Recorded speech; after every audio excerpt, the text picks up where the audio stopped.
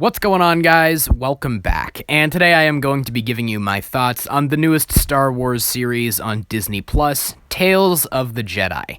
Now, this is a series of shorts focused on the characters Count Dooku and Ahsoka Tano, which show us several of the crucial moments that shaped them into the characters we know in the story of Star Wars. Being a huge fan of all of the animated Star Wars shows, I was naturally pretty excited for this one, and I'm happy to say that there is some fantastic stuff in here that I would argue is some of the best Star Wars storytelling in recent memory, but it also highlighted some of my frustrations with recent Star Wars projects. I'm a nice guy, though, so I'll talk about the things that I like first of all, because there is a lot to like here. Now, I feel this goes without saying, but serious props need to be given to the animation team. With the Clone Wars Season 7, The Bad Batch, and now this, it's undeniable that they have officially perfected the Clone Wars art style. There are so many instances in this series of brilliant symbolic imagery, from Count Dooku standing in front of the Jedi tree which is wilting with petals falling from it, to Yaddle opening the door to the darkened hangar, flooding it with light and making Darth Sidious himself recoil. An equal amount of credit must also be given to Kevin Kiner, the composer for this series, who I stand by as one of the most underrated composers of recent years. His work on the Clone Wars, Rebels, Bad Batch, and this is absolutely fantastic, and he deserves much more credit than he receives. There are so many scenes throughout this series which rely purely on his score and the brilliant visuals on display to tell the story, and that means that this show is taking full advantage of the medium it resides within. And I can't tell you how happy I am to say that. After so many films and shows this year, I'm looking at you, Secrets of Dumbledore and Rings of Power, that sometimes rely too heavily on dialogue and exposition to tell the story. It's such a breath of fresh air to see something that relies purely on the medium of film to tell its story. And everyone has been saying this, so I won't be adding anything new to the discussion by talking about it, but everything with Dooku in this show was amazing. Not only does it fill in some very necessary gaps in the story, but it also adds so many layers to a character who is relatively one-dimensional in the films and even in the Clone Wars.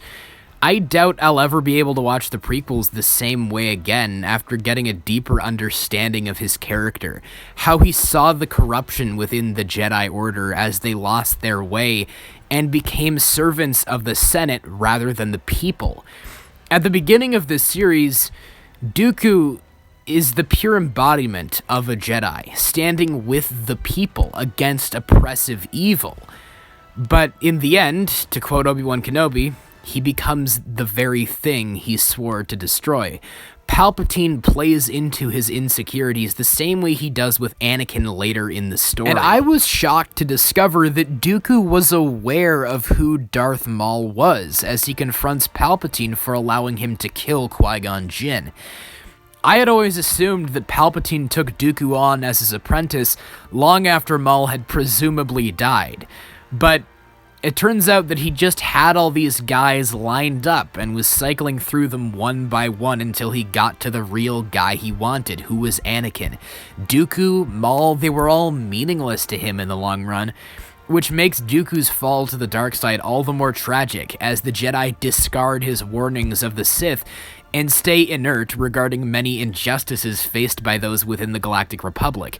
Dooku joined Palpatine out of a desire to bring peace to the galaxy, but in the end he was just used, yet another pawn in Palpatine's game.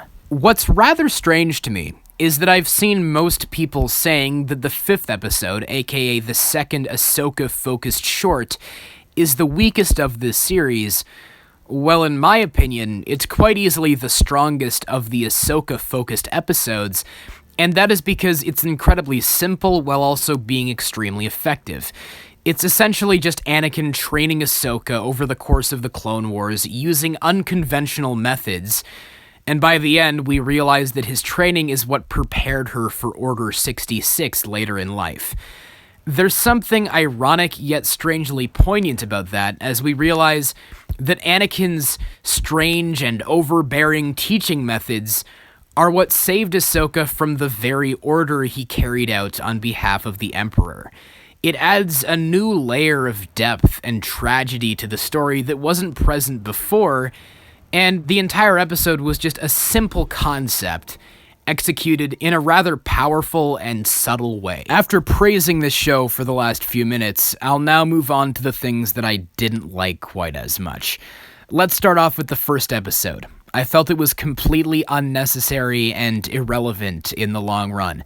I've seen some people saying that it gives us a cool look into Ahsoka's culture, but it doesn't really do that. All we see is Ahsoka's birth and her village of people that is presented as being somewhat of a primitive culture, while they have droids helping them do everyday chores.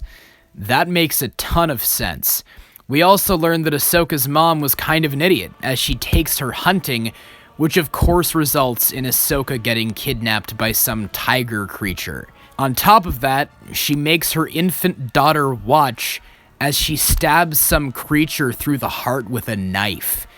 Geez, after learning what these people were really like, I don't feel bad at all that she got taken from them by the Jedi at a young age. This episode also has little to no thematic cohesion with the other Ahsoka episodes in this series. I was willing to give it the benefit of the doubt in the beginning, assuming that they'd bring it all full circle in the end, but they don't really. The Dooku episodes were their own self-contained narratives, but they all had something that linked them together thematically, which made them feel like a cohesive narrative. In the first episode, we see Dooku's realization of the corruption within the Senate. In the second, the hypocrisy and negligence of the Jedi. And in the third episode, the Jedi's inaction leads to the death of his former Padawan, which finally pushes him over the edge. I guess the closest thing to that in these Ahsoka episodes is Ahsoka's mother telling her that she must face death, and we know that of course she must watch all of her friends, the clones, die around her. But that's not something we see in this show, and is instead something we see in the Clone Wars.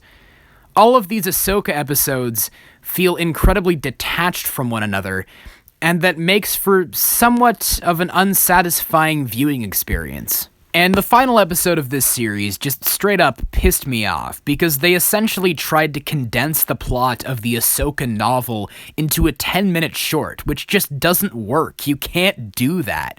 Sure, there was some interesting concepts at play, like Ahsoka being present during Padme's funeral, but they botched that by having Bail Organa go up to her and give her some communications device, which makes it all the more stupid that he didn't get in communication with her during the Obi-Wan Kenobi series to rescue Leia, but whatever.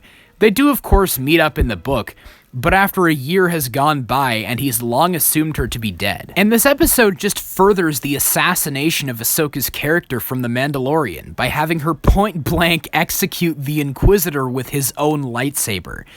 She did defeat the Inquisitor in the book, but it was because she accidentally damaged his lightsaber, which inadvertently killed him. And she felt immense guilt over that, an accidental killing. But in this show, she straight up chops his head off, and it's treated like some badass moment. Ahsoka doesn't take pleasure in killing people. She's a character who tries to avoid loss of life at all costs. And sure, this is one of the more excusable instances of her killing someone, because it was in self-defense.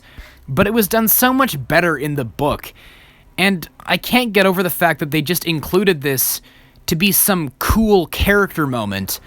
Well, in reality, it contradicts the morals of the character. I've seen a lot of people saying that the reason the Ahsoka stuff in this show wasn't quite as good as the Dooku stuff is because we're already very well acquainted with Ahsoka's character. And while I think that's part of it, it isn't the core issue here. The core issue is Dave Filoni showing blatant disregard for other people's work. You guys know that I have no lost love for the Ahsoka novel. I don't even think it's all that good.